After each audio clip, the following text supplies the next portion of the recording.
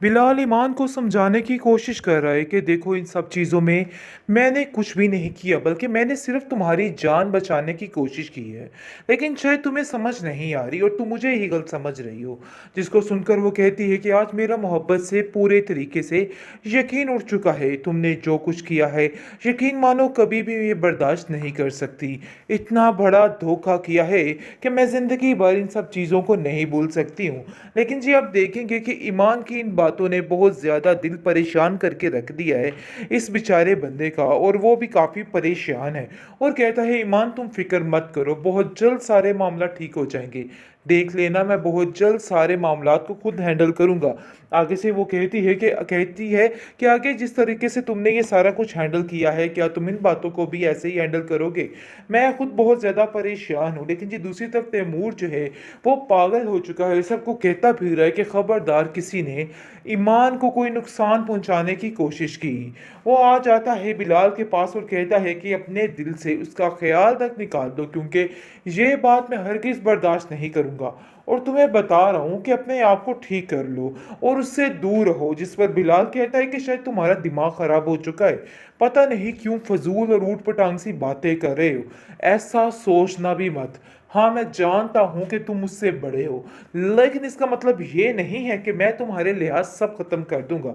दूसरी तरफ जारा, जिसके दिल में कहीं ना कहीं मोहब्बत पैदा हो चुकी है अपने भाई के लिए, और वो कहती है कि मैं किसी भी तरह से उन लोगों को नुकसान नहीं होने दूंगी, चाहे जो मर्जी हो जाए। क्योंकि वो जान चुकी है और देख चुकी है मामलात को कि किस तरफ सरगर्म मामलात हो चुके हैं और हर चीज़ पेचीदा होती हुई नजर आ रही है। वो बिलाल को कहती है कि बिलाल तुम्हें इन सब चीज़ों में देरी नहीं करनी चाहिए, बल्कि जल्द अज जल्द ईमान से शादी कर लेनी चाहिए। सबसे बेहतरीन हल यही है, इसके अलावा और कोई ऑप्शन नहीं है।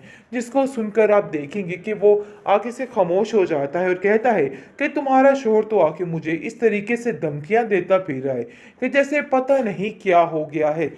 आगे से आप देखेंगे कि वो भी उसको साफ साफ कह देती है कि देखो मेरी बात तुम भी याद रखो, इन धमकियों से डरोगे तो खुद ही पछताओगे। लेकिन इस दफा फिर जारा वही हरकत कर रही है, अपनी खुदगर्जी की खातिर हर चीज को दांव पे लगाना चाहती है, और बस चाहती है कि बस जो वो कह रही है वैसा ही हो जाए। कुछ तो ऐसा हो कि तैमूर उसके साथ मिलकर और उसका हो जाए।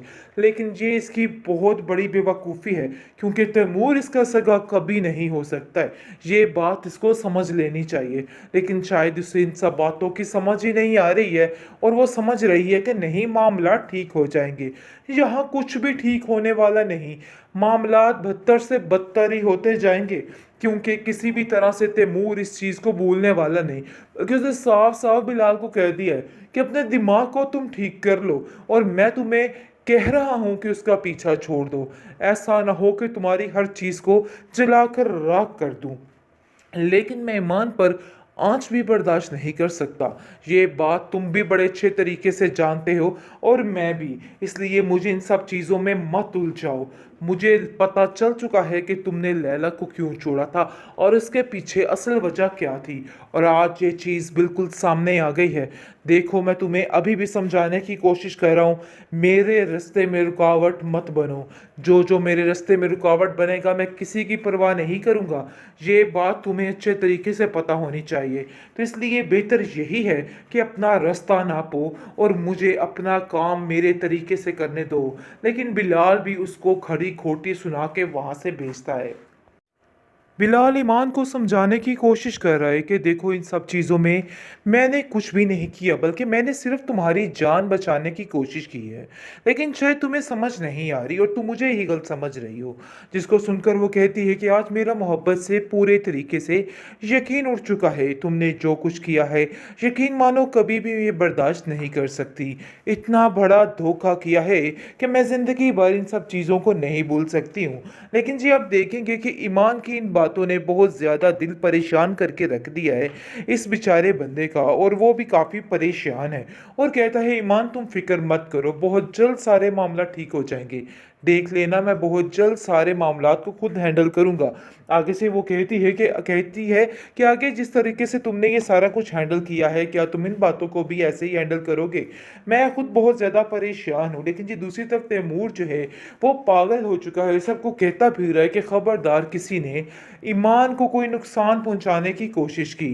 वो आ जाता है बिलाल के पास और कहता है कि अपने दिल से उसका ख्याल तक निकाल दो, क्योंकि ये बात मैं हरगिज़ बर्दाश्त नहीं करूँगा। और तुम्हें बता रहा हूँ कि अपने आप को ठीक कर लो और उससे दूर रहो। जिस पर बिलाल कहता है कि शायद तुम्हारा दिमाग खराब हो चुका है, पता नहीं क्यों फजूल और ऊट पटांग सी बातें कर रहे हो, ऐसा सोचना भी मत। हाँ, मैं जानता हूँ कि तुम मुझसे बड़े हो, लेकिन इसका मतलब ये नहीं है कि मैं तुम्हारे लिहाज सब खत्म कर दूंगा। दूसरी तरफ ज़ारा, जिसके दिल में कहीं ना कहीं मोहब्बत पैदा हो चुकी है अपने भाई के लिए, और वो कहती है कि मैं किसी भी तरह से उन लोगों को नुकसान नहीं होने दूंगी, चाहे जो मर्जी हो जाए, क्योंकि वो जान चुकी है और देख चुकी है मामलात को कि किस तरफ सरगर्म मामलात हो चुके हैं और हर चीज़ पेचीदा होती हुई नजर आ रही है। वो बिलाल को कहती है कि बिलाल, तुम्हें इन सब चीज़ों में देरी नहीं करनी चाहिए, बल्कि जल्द अज जल्द ईमान से शादी कर लेनी चाहिए।